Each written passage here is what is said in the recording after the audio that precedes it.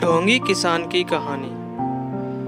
एक महिला जिसने हाल ही में अपने पति को खोया था, हर दिन की तरह उसकी कब्र के पास बैठकर उसे याद कर रो रही थी।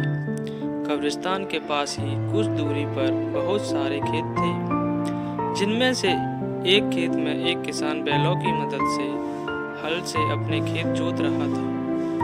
वो कई दिनों से इस महिला के ऊपर नज़र बनाए हुए था और उसके मन में कहीं ना कहीं इस सुंदर विधवा महिला को पाने का लालसा थी। आज उसने कुछ सोचा और अपने खेत का काम अधूरा छोड़ वो उस रोती महिला के पास पहुंच गया और वह जाकर उसने भी रोना शुरू कर दिया। जब महिला ने उसे रोते हुए देखा तो उसने किसान से रोने का कारण पूछा।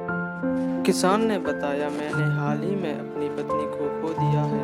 मैं अपनी पत्नी से बहुत ज़्यादा प्रेम करता हूँ, इसीलिए उसको याद करके रोने से मुझे अच्छा महसूस होता है और मुझे अपने पति को, महिला ने कहा और उसकी आंखों से आंसू की धारा बहने लगी।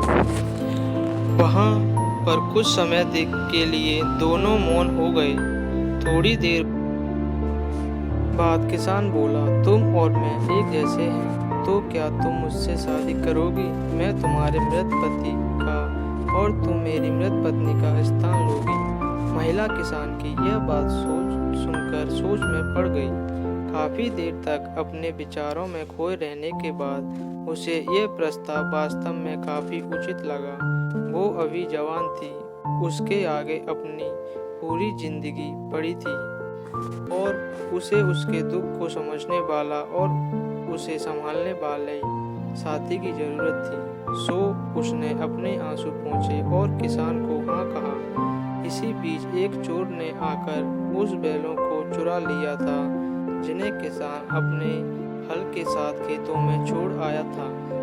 चोरी का पता चलने पर उसने अपनी छाती पीट ली और उसने नुकसान पर जोर जोर से रोने लगा। जब स्त्री ने उसका रोना सुना तो वह उसके पास गई और बोली, मैं समझ सकती हूँ, तुम्हें बहुत दुख हो रहा होगा। जिस पर रोते हुए किसान ने मुंह से निकल गया, हाँ, और इस बार सच में दुख हो रहा है।